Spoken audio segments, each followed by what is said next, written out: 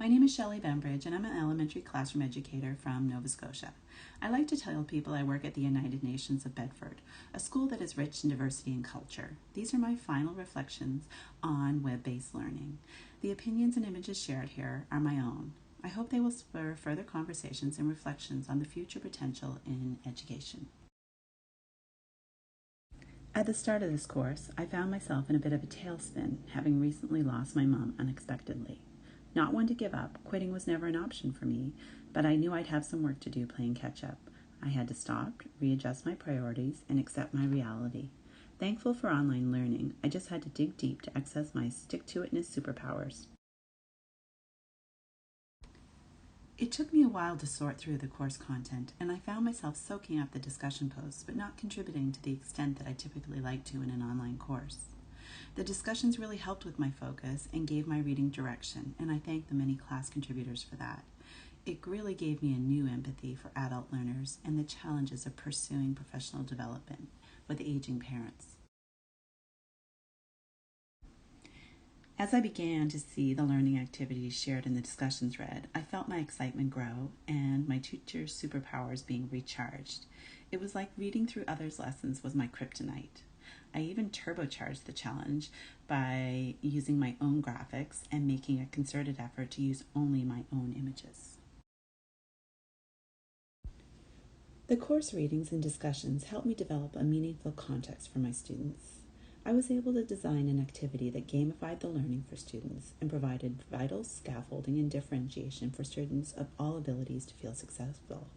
And the best part of the student independence was that my instructional time allowed me to go deeper with my students to ensure that they were on track, and I was able to support their growth far better than if I had been teaching the concept too. At the onset, I was not sure how successful it would be to give my 7 and 8-year-old students a YouTube video to develop their understanding of how to use an educational app.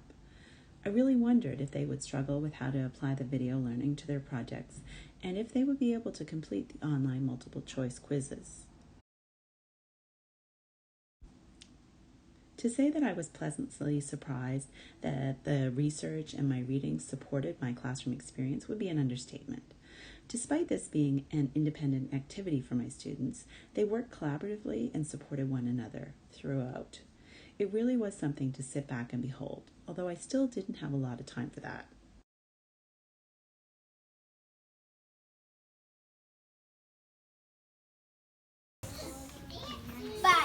What did you do, Jenna? I got 100% for the first time! Yay! I'm the master! I got 100 too. We are under increasing pressure to embed ICTs into our teaching and find ways to work in blended and online modes. We cannot work any harder than we do, but we do have to find ways to work wiser. The ISTE standards for educators provides a good framework for evaluating our practice, and I developed this technology integration self-assessment tool from the ISTE standards. Continuous improvement acknowledges the changing world in which we operate. Without it, we fail to deepen our knowledge or our expertise and remain stuck in a time capsule. We engage in continuous improvement to deepen content knowledge and pedagogical knowledge in technology integration and current and emerging technologies. However, we regularly have to evaluate and reflect on our professional practice and refine our goals to improve and strengthen our ability to effectively model and facilitate technology-enhanced learning experiences. As part of my ongoing professional development, I will continue to reflect on my role as a facilitator and look for ways that I can make better use of my instructional resources to support student success. Sometimes we get so busy that we forget to plan, do, check, act, and then repeat. What works today may not work tomorrow, and I'm already dreaming of new badges I can cook up over the summer break. This is one such activity I put a lot of energy into last year, and it never really worked the way I had intended it to. Sometimes it is our failures that provide us with the most useful learning experience. I'm excited to go back to it and remodel it with a lens from this class and figure out if I can renovate it to make it work for students and become a better facilitator. Effective facilitation of discourse by academics includes guiding and developing productive conversations so as to deepen knowledge. I find Twitter to be such a great platform to do this, and that I am both enlightened and enlighten others through this social media platform. I will be looking for more ways to draw my students into these conversations, as I haven't done this to date with my littles. There is growing evidence that teaching presence is a significant determinant of student satisfaction, perceived learning, and sense of community, according to Garrison, Cleveland, Innocent Fung, 2010. Therefore, I need to find ways to leverage the technology so that I can be more present with my students. Google Classroom and Classroom Dojo are just two tools that allow me to do that. As a 21st century technology leader and mentor at my school, I am constantly looking for ways to provide leadership and support for our staff in new and innovative ways. Learning more about how to combine face-to-face with blended learning was the catalyst for this website project. Teachers were thrilled with the end result and are more willing to push their comfort level, knowing they can access resources whenever needed without having to put their hand up and ask for that extra support.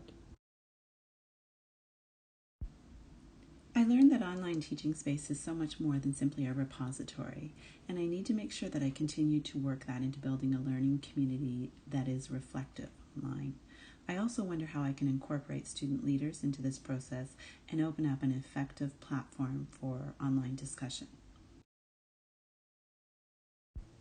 It's true what they say, if you build it, they will come. Now that I have the audience, I now have to find a way to develop this tool into a more dynamic platform to support student and teacher growth. The only constant is change, and we must always be in a state of reflecting and revising. This course has really synthesized a lot of material for my self-directed professional development over the last few years, but it has grounded it with research. So much of what we do as elementary classroom teachers, the public thinks is simply a mother or father's intuition. However, I like having confirmation that there's a whole lot more to it than that.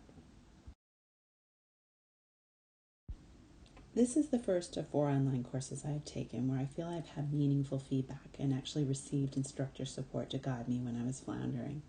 That's not a great ratio when you think that I'm working towards my master's in education in information technology and that all of my courses have been online.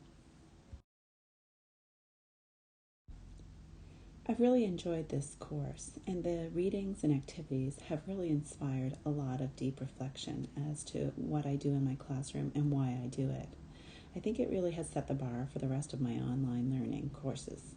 For now, I'm happy to unplug for a bit and log off so that I can tend to my garden, go for a run, and do a few other things that have been sadly neglected for the last 8 weeks or so.